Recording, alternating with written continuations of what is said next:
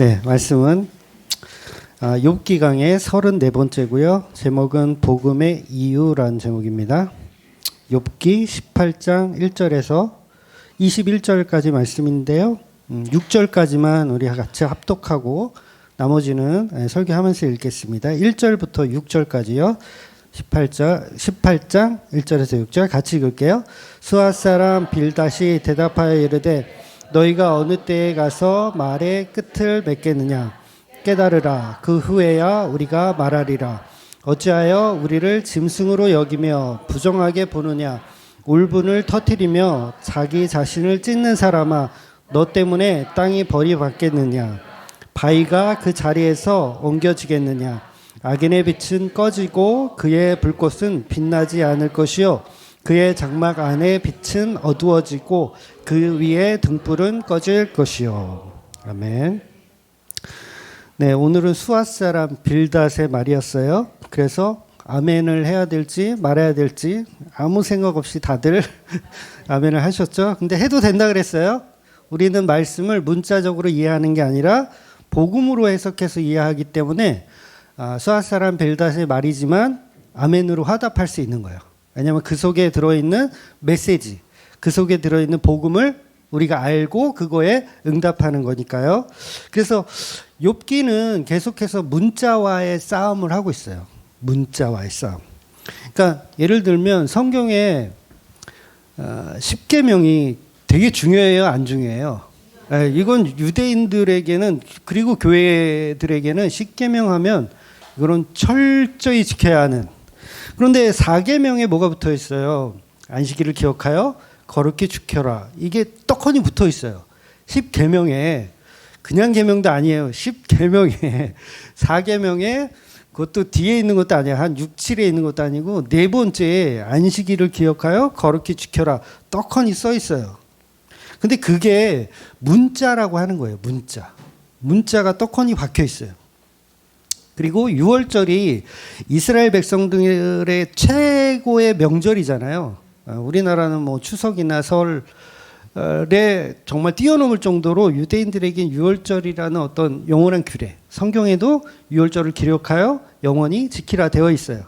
그러니까 날과 달과 절기를 지키는, 안식일을 지키고 6월절을 지키는 게 최고의 명절로 떡하니 들어가 있다고요. 어디에? 문자에 떡하니 들어가 있어요. 그런데 사도 바울이 복음을 알고 나서 사도 바울이 뭐라고 얘기하냐면 날과 달과 절기를 지키는 것은 천박한 짓이다 라고 얘기를 한단 말이에요. 아니, 안식일을 기억하여 거룩히 지키란 말이 10계명에 붙어 있고 6월절을 전 국민이 목숨처럼 지키는 6월절이 있는데 사도 바울은 무슨 얘기를 한다고요? 날과 달과 절기를 지키는 것은 천박한 짓이다라고 이야기를 하더라는 거예요. 그러니까 바울의 이 말의 파급력은요, 어마어마해요, 안 어마어마해요? 어마어마한 거예요. 이건 엄청난 사건이에요. 그러니까 사도 바울의 그 말이 우리는 그냥 사도 바울 서신서 같은 거 보면서 그냥 지겹게 그냥 읽잖아요. 주저리 읽잖아요. 근데 이 내용 자체가 어마어마하다, 안 어마어마하다? 어마어마한 거예요. 안식일이 떡하니 붙어 있는데 그걸 가지고 날과 달 절기를 지키는 것은 천박한 것이라.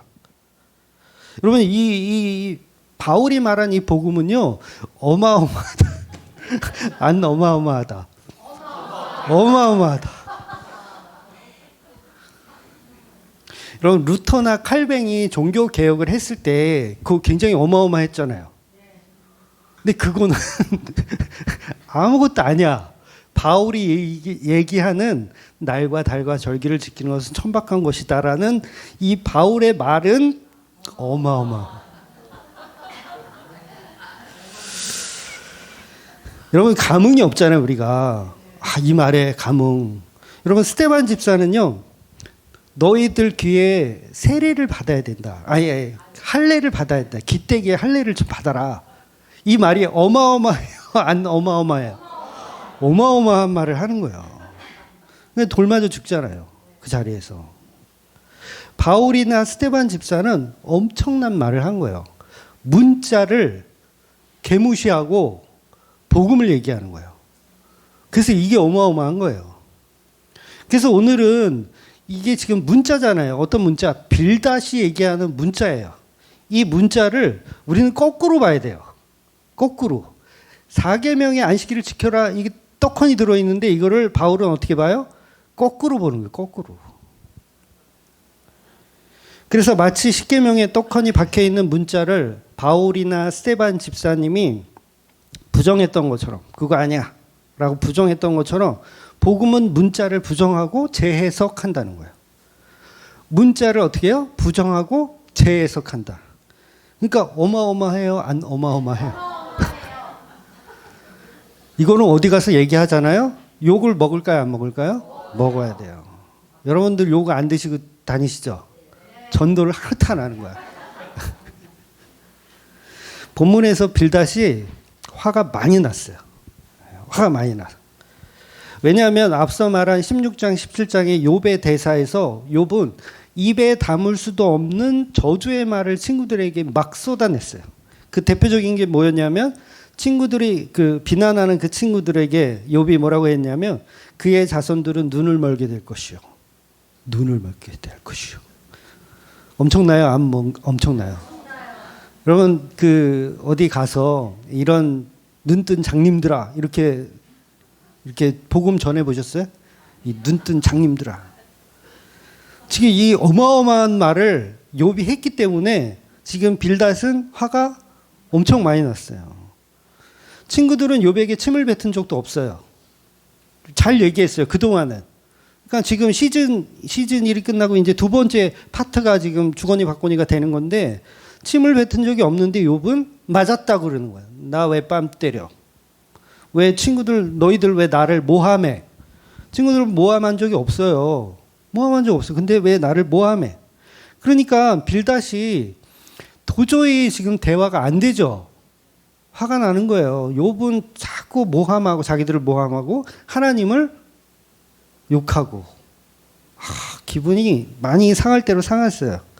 그러니까 빌닷은 원래 8장에서 첫 번째 변론을 했을 때 그때는 비교적 위로적이며 약간 동정의 말이 섞인 말투로 이렇게 욥에게 이렇게 얘기를 했다면 오늘은 진짜 심하게 이야기를 하는 거예요. 빌닷도. 그러니까 8장에서 빌닷이 했던 그 유명한 말 있죠. 내 시작은 미약하였으나 내 나중은 심히 창대하리라. 이게 빌닷이 했던 말이거든요. 그러니까 비교적 빌닷은 비아냥거리는, 그러니까 막 대놓고 막 쌍욕을 하진 않아요. 그냥 비아냥거리는 거예요. 이렇게. 그 약간 뭐예요? 그래도 소극적인 태도인 거예요. 근데 지금 우리가 보는 이 18장에서는 그런 소극적인 태도는 없고 아주 돌격적인 그런 모습으로 바뀌어 있는 거예요. 그러니까 동정의 말로 침착하게 설득하려던 이 빌닷도 지금은 화가 많이 났어요. 그러니까 욥에게 하는 본문의 첫 대사부터 빌닷은 아주 강력하게 이야기합니다. 그러니까 빌닷의 말을 직역하면 이런 거예요. 2절 이후에 보면 너는 어느 때까지 그 말도 안 되는 주둥이를 계속 나불거리고 있을래? 어찌하여 너는 우리를 짐승으로 여기고 우리를 더럽고 부정한 자로 보느냐? 너 왜 우리를 이렇게 더럽고 부정한 자로 봐? 그러니까 네가 당하는 어떤 고통이 아무리 처절하다고 한들 너가 우리한테 이러면 돼, 안 돼? 안 되는 거야. 너 아무리 네가 힘들어도 우리를 개 짐승으로 보냐? 그러면 안 되는 거야. 그리고 너 자신에게도 마찬가지지. 울분을 터뜨리며 행동하는 결국 자기 자신을 찌르는 행동이야. 그건 어리석은 행동. 너 그런다고 해서 하나님이 하나님이 정하신 인과율이 달라질 것이 전혀 없어. 그러면서 이제 빌닷이 욥을 향하여 호통을 치는 겁니다.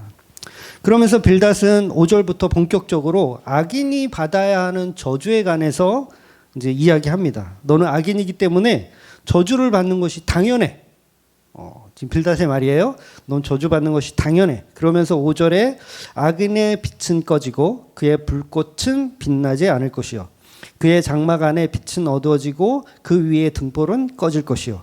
그의 활기찬 걸음은 피곤하여지고 그가 마련한 꾀에 스스로 빠질 것이니 라고 얘기하는 거예요. 스스로 빠질 것이다. 이런 식으로 빌닷은 욥을 계속 저주합니다. 너의 등불은 반드시 꺼질 것이다. 이렇게 욥과 친구들은 합의점을 전혀 찾지 못해요. 지금 두 번째 경기인데도 합의점 찾지 못해요. 그야말로 계속되는 자기 신념으로 종교적인 논쟁이 끊이질 않고 있는 겁니다. 이제 수위가 점점 높아지고 있어요. 그러니까 친구들은 욥을 향해서 계속 너는 악하다. 더 악하다. 그러니 벌 받는 것은 당연하다. 지금이라도 악한 마음을 내려놓고 하나님께 잘못했다고 빌어라. 이렇게 얘기하는 거예요. 근데 욥은 뭐냐면 나는 악하지 않다. 그러니 벌을 받는 이유를 모르겠다. 지금이라도 하나님이 그 이유를 알려주시면 좋겠다. 너희들은 그 이유를 나한테 말해줄 생각이 없다면 나에게 너희들도 전혀 도움이 되지 않으니까 그 입 좀 다물라. 지난주에 올드보이 얘기를 잠깐 했죠. 올드보이 얘기. 그 주인공 오데수는요. 다 보셨죠? 거의 보셨을 거예요. 아마 좀 유명한 영화니까. 주인공 오데수는 어느 날 갑자기 누군가에 의해서 납치가 돼요. 그리고 작은 방에 갇혀서 계속 감옥 생활을 하는 거예요. 진짜 감옥이 아니라 가둔 사람이 이제 감금해 놓고 이제 생활을 하는 거죠. 그래서 오데수는 거기서 좁은 방에 갇혀가지고 날마다 탈출할 계획을 생각합니다. 어떻게 하면 탈출할까? 그래서 반드시 탈출해서 복수하겠다. 자기를 가둔 그놈을 찾아가서 복수하겠다. 날마다 다짐해요. 그러니까 복수하려면 어떻게 돼요? 힘을 키워야 되죠. 그래서 그 작은 감옥 안에서 계속 운동해요. 운동만 열심히 하면서 탈출 계획을 실제로 실행을 합니다. 젓가락 같은 걸로 이렇게 벽을 파요. 열심히 파요. 근데 무려 15년 동안이나 거기에 갇혀 있어요. 그러니까 또 특이한 건 뭐냐면 15년 동안 군만두만 먹여요. 그 중국집에서 파는 군만두 있죠? 그것만 계속 먹여. 삼시세끼가 군만두예요. 그러면서 15년을 살아요. 그런데 갑자기 어느 날 커다란 가방에 이 오데스가 거기에 이제 가방에 실려서 그 감옥을 풀어준 거죠. 쉽게 얘기해서 풀어줘요. 이제 나왔어. 그래서 15년 동안 갇혀 있다가 풀려져 나왔더니 이미 아내는 죽었어요. 자기가 죽인 걸로 되어 있어. 아내는 죽었고 자기 하나밖에 없는 딸은 이미 외국으로 입양이 돼가지고 소식을 전혀 알 수가 없어. 그러니까 15년 동안 행복했던 가정이 파탄이 됐어요. 자기 인생을 망친 거죠. 자기를 가둔 놈. 그래서 그 놈을 찾아가서 복수하겠다라는 이 열의가 불타요. 근데 찾을 방법이 없죠. 어떻게 찾을 방법 단서가 딱 하나 있어요. 군만두를 찾아내는 거예요. 15년 동안 먹었던 군만두를 찾아서 서울이라고 하면 그 서울에 있는 시내에 있는 이 중국집이란 중국집은 다 찾아다녀요. 찾아요? 못 찾아요? 결국은 찾아요. 자기가 먹던 군만두를 맛을 이건 잊을 수가 없잖아요. 15년 동안 먹었는데 찾아내요. 그래서 어찌 됐든 그 자기를 감금했던 유지태를 결국은 만납니다. 만나가지고 이제 복수해야죠. 그래서 오데스가 칼을 들고 진짜 유지태의 목까지 칼을 겨눠요. 너 복수하겠다. 근데 유지태가 이 칼에 목이 들어왔잖아요. 오데스는 이거 찌르면 자기 복수가 완성돼요. 근데 유지태는 무슨 말을 하냐면 너 그걸로 나 죽이면 내가 15년 동안 너를 감금해 놓은 이유에 대해서는 넌 영원히 들을 수가 없어. 죽일 수 있어요, 없어요?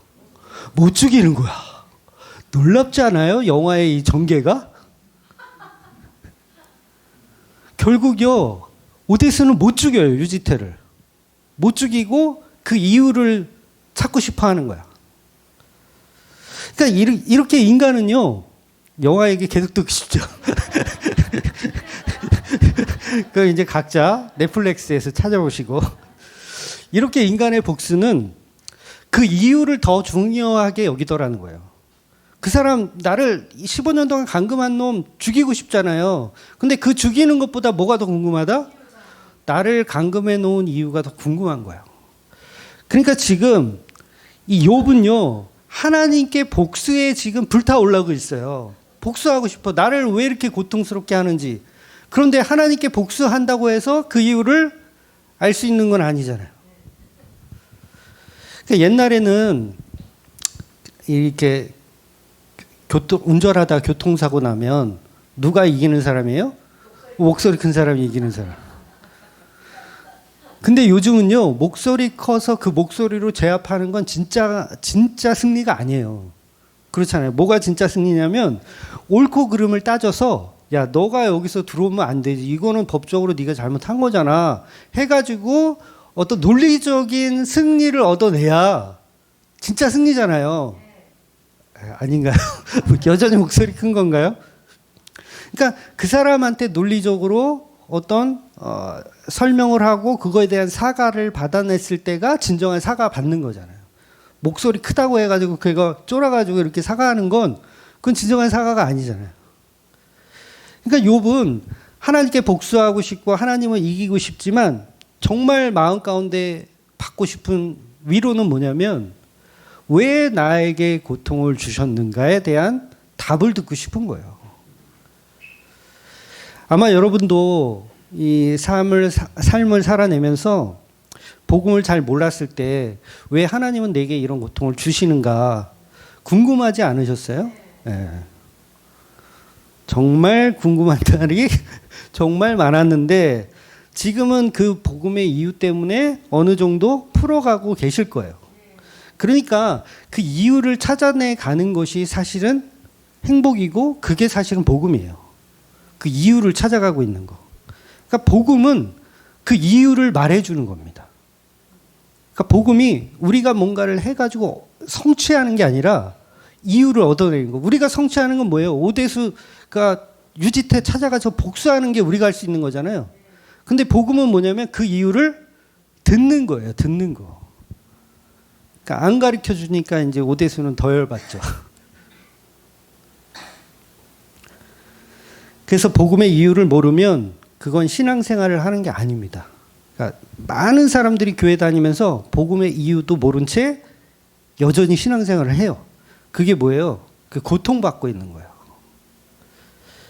그래서 복음을 모르는 상태에서 신앙생활을 하면 열심히는 하는데 새벽 기도도 하고 철야 기도도 하고 온갖 충성 봉사는 다 하는데 여전히 마음에 해갈이 없어요. 계속 불편하고 뭔가가 계속 해결이 안 돼. 그럼 더 해볼까? 그러니까 하나님 찾아가서 아무리 복수해. 그러니까 복수라는 의미가 봉사의 의미도 있거든요. 충성 봉사하는 것도 하나의 일종이에요. 이렇게 하면 하나님이 나한테 뭔가를 알려주실까라는 거. 근데 아무리 해봐야 알려주질 않아. 그러니까 복음의 이유를 알아야 그게 목마름의 해갈인데 그게 없는 거예요. 여러분 멜로 영화를 보더라도 저도 멜로 영화 참 좋아하거든요. 멜로 영화 있잖아요. 뭐 10월에라든가 뭐 그런 유사한 정말 마지막에 반전 있는 그런 멜로 영화들. 남녀가 무턱대고 사랑하는 건요, 영화가 재미가 없어요. 그렇잖아요? 멜로 영화를 보는데 무턱대고 사랑해. 서로 그냥 좋대. 그럼 재미가 없어.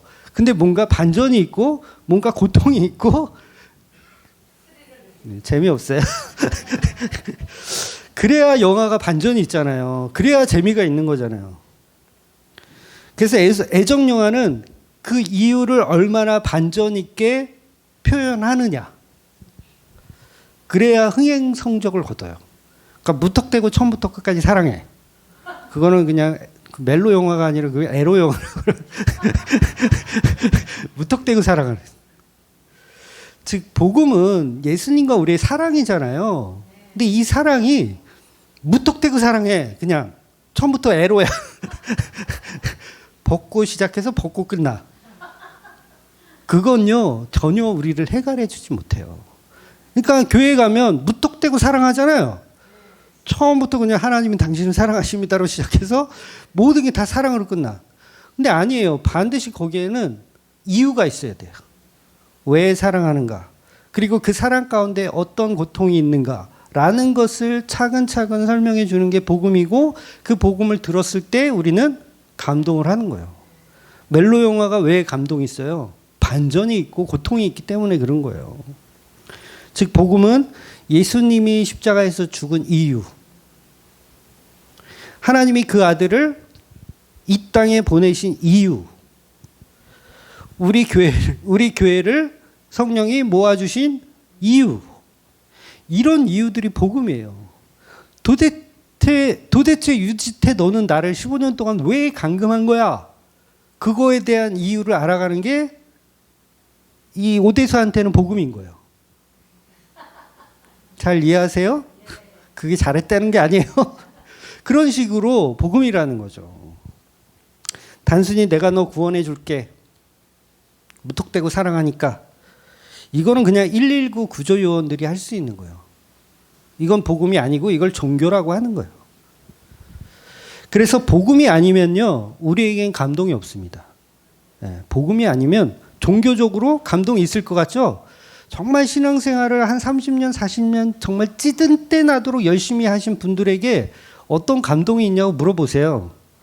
감동이 없어요. 오늘도 교회 가는 게 그냥 가는 거야. 아무 생각이 없어. 그냥 설교가 길면 짜증나.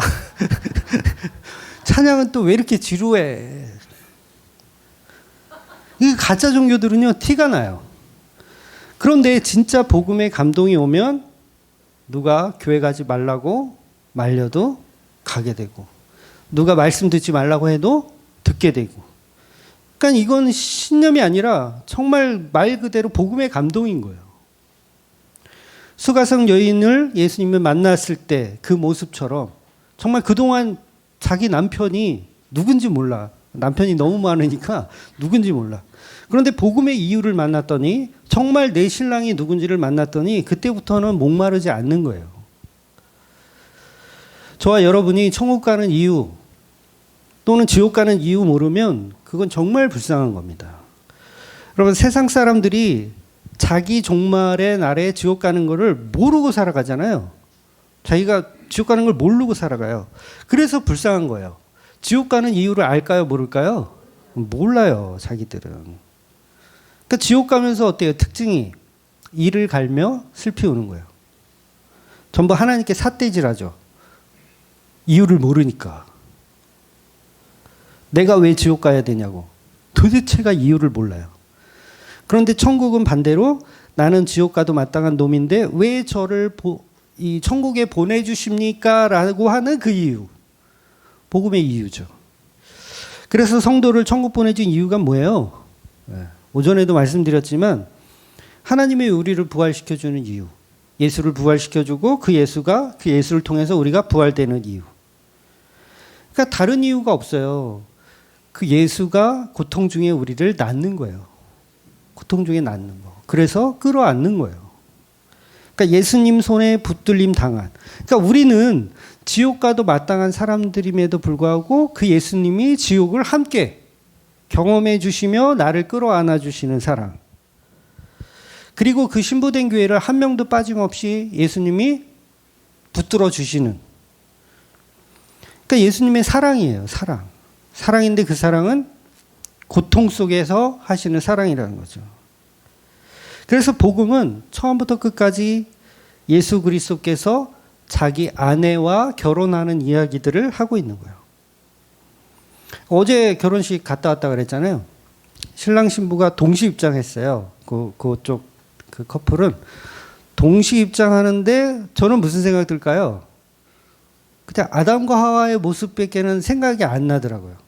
아, 신랑 대신 예수가 신부된 교회를 저렇게 사랑했겠구나 라는 생각. 그러니까 모든 결혼식이 제 눈에는 예수님과 신랑 대신 예수님과 신부된 교회로 보여져요.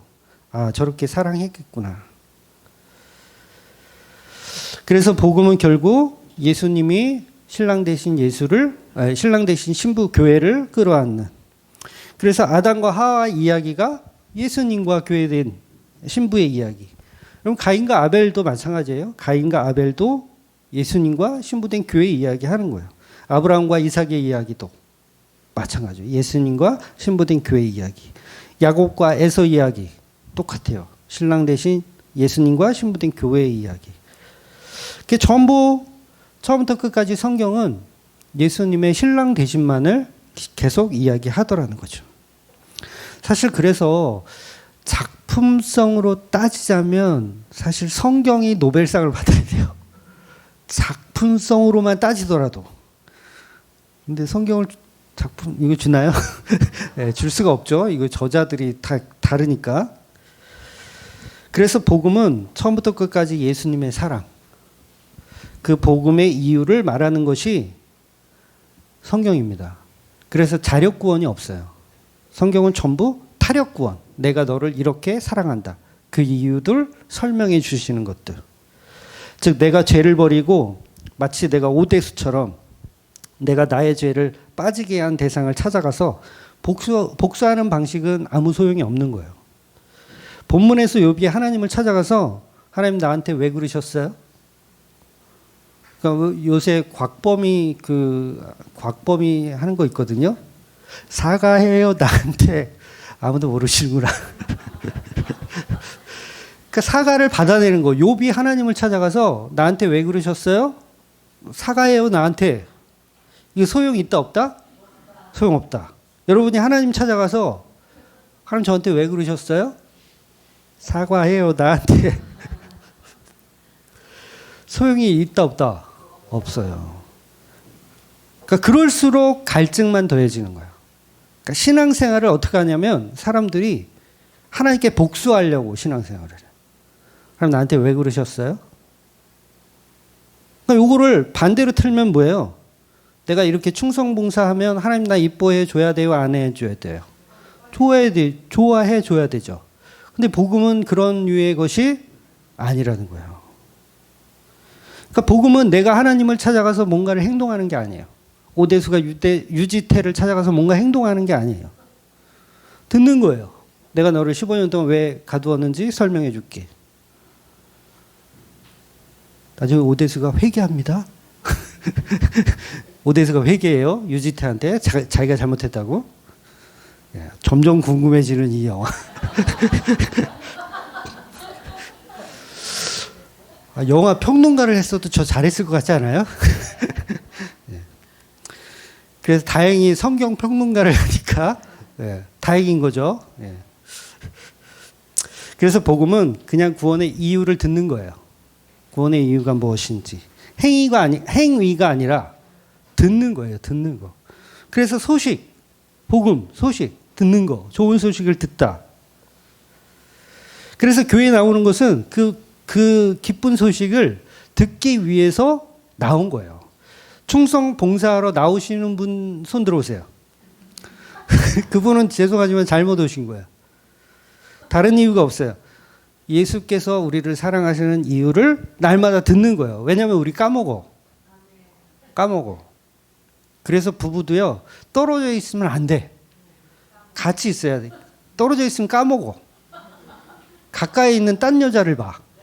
저는 안 그런데 저는 안 그런데 대부분 그렇더라고요. 가까이 있는 딴 여자를 보고 딴 남자를 보더라고요. 그러니까 우리가 다 선악과 입에 물고 다니는 거예요. 마귀들을 끌어다가 침대로 초대해. 선악과를 입에 물고 다니면서 마귀들을 침실로 초대해.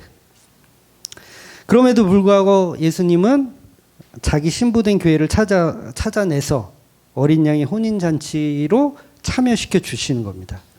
끝까지 사랑해 주시는 복음. 그 사랑의 결과가 바로 십자가라는 그 위대한 일이죠. 여자의 후손으로 오시는 그 한 남자가 사탄의 머리를 박살내고 자기 여자를 구출해내는 복음의 이야기. 그래서 본문의 욥은 친구들에게 그 복음의 이유를 듣고 싶은 거예요. 친구들이 왜 왔어요? 왔으면 그 복음에 대한 이유를 좀 말해줘야 될 텐데 너가 고통받는 이유는 이러이러하기 때문이야 라고 하는 복음을 욥은 듣고 싶은데 이 빌닷은 그만한 복음을 갖고 있지 않아요. 그러니까 말해줄 복음이 없어. 그러니 빌닷은 복음을 말해주지 않고 죄인들이 당해야 하는 복수에 관해서만 이야기하는 거예요. 악인에 관한 하나님의 복수. 하나님이 너에게 지금 복수하고 있는 거야. 너 죄 졌잖아. 그러니까 하나님 뭐 한다? 복수하는 거야. 고통 주는 거야. 그러니까 빌닷을 담임 목사로 섬기는 교회가 있다면 그 목사님은 어떤 설교를 할까요? 협박. 주일 성수를 하지 않으면 교통사고가 당할 것이다. 주일날 어디 여행을 가? 그럼 어떻게 한다? 하나님이 오늘 본문의 말씀처럼 너의 등불을 꺼트려 버릴 거야. 11조를 떼먹으면 사업이 망할 것이다. 11조 낼 돈을 떼어먹으면 더 큰 돈으로 병원비를 치르게 될 것이다. 어차피 하나님은 어떤 식으로든 자기 11조를 가져가시니 순순히 낼 건지 아니면 강제 징수를 당할 것인지 결정해라. 이 빌닷의 설교예요. 근데 제가 이렇게 얘기하면 아유 그렇게 설교하는 목사님들이 어디 있어요? 라고 얘기하지만 진짜 있어요. 제가 섬기던 교회도 그렇게 설교를 해요. 지금도. 깜짝 놀래요. 그러니까 하나님의 말씀에 신명기 말씀을 이렇게 딱 제시하죠.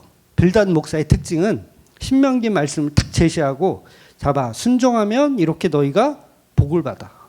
그런데 순종하지 않으면 학교에서도 내쫓기고 학업 성적도 떨어질 것이며 너의 인생은 꺼질 거야. 등불이야. 근데 그 말이 그 빌닷 목사의 말이 다 사기꾼의 말이라는 거예요. 그러니까 12절 이후에 빌닷 목사의 설교를 들어보면 정말 과간입니다.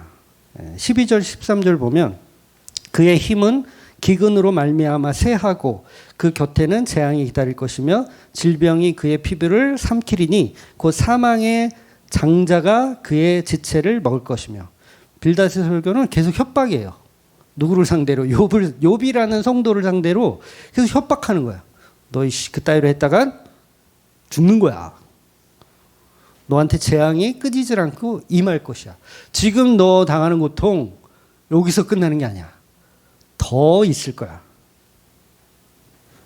그러니까 빌닷 목사의 말은 우리가 성도라면 우리의 힘은 하나님으로 인해서 건강해져야 되고 재앙도 하나님이 주실 건데 우리가 어떻게 하냐에 따라서 그 재앙들이 피해가거나 어떻게 할 수 있다라는 거죠. 그러니까 빌닷은 전부 육에 대한 설교를 하는 거예요. 육. 말 그대로 문자에 대한 설교를, 복음을 이야기하는 게 아니라 육에 대한 설교, 문자에 대한 설교를 하는 거예요. 예수를 잘 믿으면 천대까지 복을 받는다. 영육간에 건강해지고 사업이 번창하게 될 것이다. 요게 빌닷 목사의 설교인데 많은 사람들이 그 빌닷을 좋아해요. 호불호가 확실하거든. 이렇게 하면 복 받고 이렇게 하면 저주 받아. 호불호가 확실해. 근데 이놈의 복음 전하는 목사들은요. 호불호가 없어. 알아서 하래.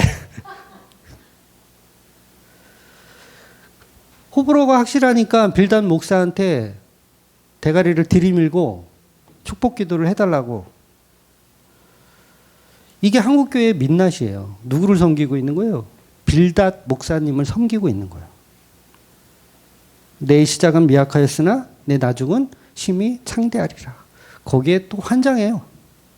빌닷 목사의 말이라면 우리는 다 그분의 말이라면 그냥 무덤 속이라도 찾아가. 전 재산을 다 들여서라도.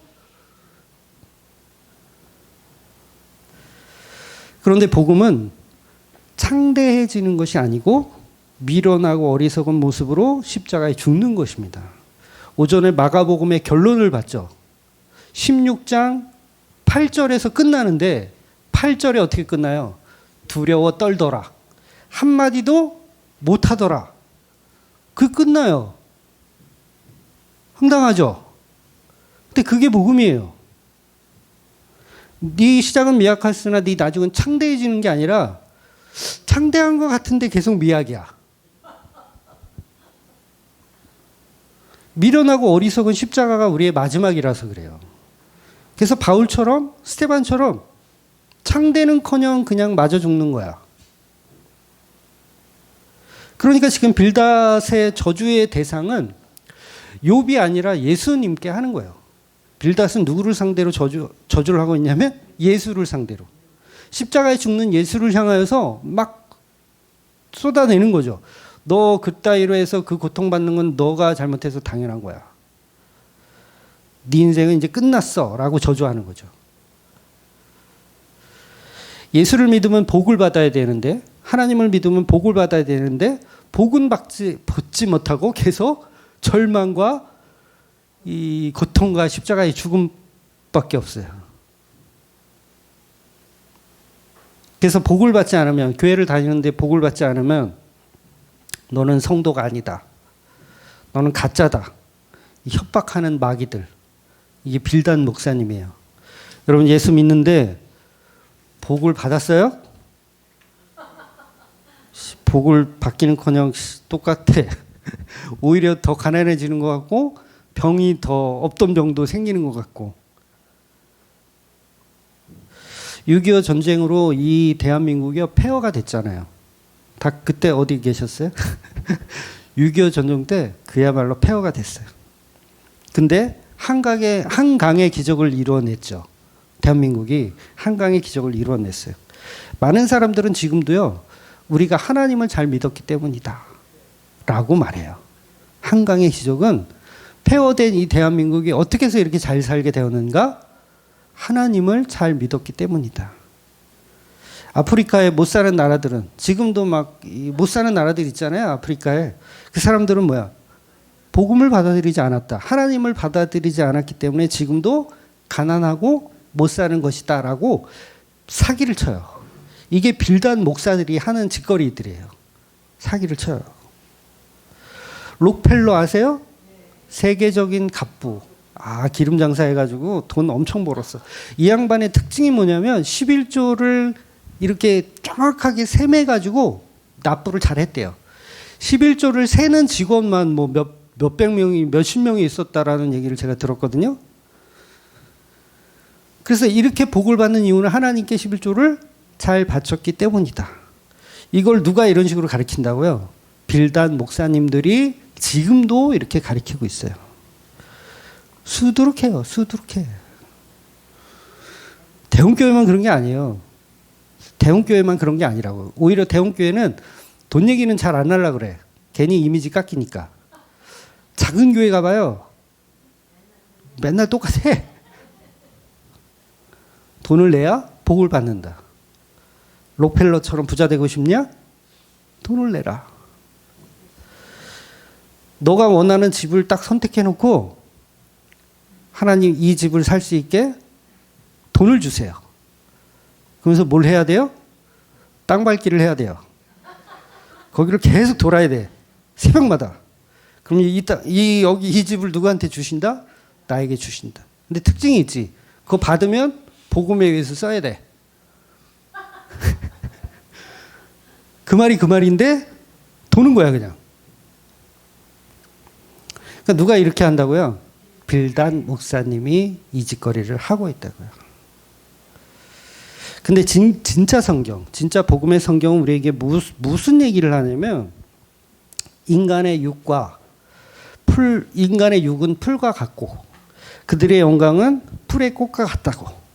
풀은 마르고 꽃은 시드니 주의 말씀은 영원하다. 그러니까 우리의 육은 풀과 같고 꽃과 같아서 곧 없어질 거예요. 근데 거기에 자꾸 소망을 갖고 거기에 집중하게 하는 게 빌닷 목사의 특징이라는 거죠. 우리의 육은요, 아무리 돈으로 명예로 이렇게 육체를 치장을 해. 돈과 명예와 이런 권력으로 치장을 해. 근데 이거 얼마 못 간다, 오래 간다. 얼마 못 가는 거예요. 얼마 못 가. 성도에게 남는 것은 십자가에 죽으신 예수님이 이루신 복음밖에 남는 게 없어요. 베드로전서 1장 24절, 25절 같이 읽을게요. 그러므로 모든 육체는 풀과 같고 그 모든 영광은 풀의 꽃과 같으니 풀은 마르고 꽃은 떨어지되 오직 주의 말씀은 세세토록 있도다 하였으니 너에게 전한 복음이 곧 이 복음 이 말씀이니라. 그러니까 우리에게 복음을 전해 주시는데 이 말씀이 어떤 말씀이냐면 우리는 풀의 꽃과 같고 우리의 영광은 없다라는 거예요. 없다. 야고보서 볼게요. 야고보서 1장 10절 11절 말씀. 부한 자는 자기의 낮아짐을 자랑할지니 이는 그가 풀의 꽃과 같이 지나감이라. 해가 돋고 뜨거운 바람이 불어 풀이 말리면 꽃이 떨어져 그 모양의 아름다움이 없어지나니 부한 자도 그 행한 일에 이와 같이 세잔하리라. 야고보서도 그렇고 베드로도 그렇고 똑같은 얘기를 해요. 그러니까 우리의 영광은 이 육에 있는 게 아니라는 얘기를 하는 거예요. 육에 없다. 그러니까 땅 밟기 해라 하지 마라? 하지 마라. 그런 짓거리 하지 마라. 그럼 뭐에 있냐? 십자가에 죽은 예수가 우리의 전부이다. 그것이 복음이다라는 이야기를 하는 거예요. 여러분 야고보서는 우리에게 행함을 추구하는 책으로 많이들 오해를 하잖아요. 행함이 없는 믿음은 죽음이다. 그래서 행함을 막 추구하는 것 같은데 야고보서는 그런 얘기를 하는 게 아니에요. 인간의 행위는 오히려 헛되도다. 이 얘기를 해요. 야고보는. 아무리 우리가 하나님의 복을 받아서 부자가 되어도 소용이 있다 없다? 없다. 부자가 되어도 아무 소용 없다. 부자됨 때문에 오히려 복음을 버리는 경우가 더 많아요. 오죽하면 예수님이 낙타가 바늘기로 들어가는 것이 부자가 천국에 가는 것보다 쉽다고 이야기했어요. 부자가 천국 가는 것은 불가능하다는 얘기예요. 불가능하다. 그런데 자꾸 부자 되게 해달래. 교인들이. 어떻게 하겠다는 거예요? 이거 어떻게 해야 돼요? 그러니까 종교 생활을 하는 거예요. 복음은 우리에게 부자 되는 게 아니다 라고 얘기하는데 부자 되고 싶잖아요. 저도 부자가 되고 싶어요. 내년엔 제네시스를 꼭 사고야 할 거야. 네, 농담이에요. 그게 뭐예요? 부자가 되고 싶어요. 그러니까 우리 인간의 속성, 우리의 양심 이런 것들은 복음에 이룰 수가 없는 거예요. 그래서 그 복음은 저주 가운데 예수 그리스도께서 십자가로 담당하셔야 돼요. 그래서 이제는 죄 가운데서 사망 권세를 예수님이 이기셔야 되는 것이고 우리는 그게 불가능합니다. 내가 받은 복음은 이 육체도 아니요, 건강함도 아니고 부자됨도 아닙니다. 그냥 그 오직 예수님의 사랑 때문이죠. 그렇다면 본문에서 말하고 있는 욥의 이 모형은 뭐냐? 예수 그리스도를 계속해서 모형하고 있는 거죠. 예수님이 이렇게 악인들에게 둘러싸여 친구들 악인들에게 둘러싸여 손가락질 당하고 뺨을 맞고 모욕을 당하더라는 거죠. 그리고 그 문자를 계속 복음으로 제시하려는 욥이 하찮게 보이는 거예요. 그러니 나는 예수로 사랑받는 자이니 이 세상 부와 명예가 필요 없다라는 것까지 욥은 사실 내려가야 돼요. 근데 내려가게 될 거예요. 그렇게 내려가게 될 거예요. 왜냐하면 욥이 지금 고통당하는 것 중에 여러 가지가 있잖아요. 근데 거기에도 부와 명예와 그게 있거든요. 부와 명예와 권력도 있어요. 욥은 그것도 본인이 바라고 있어요. 욥도. 근데 그것까지도 의미가 없음을 욥은 나중에 다 알게 돼요. 그래서 우리 삶에 나를 복음으로 인도해 주시는 그 십자가로 인도해 주시는 그 예수님만 믿고 사시는 저와 여러분이 되시기를 주의 이름으로 축원드리겠습니다. 아멘. 기도하겠습니다.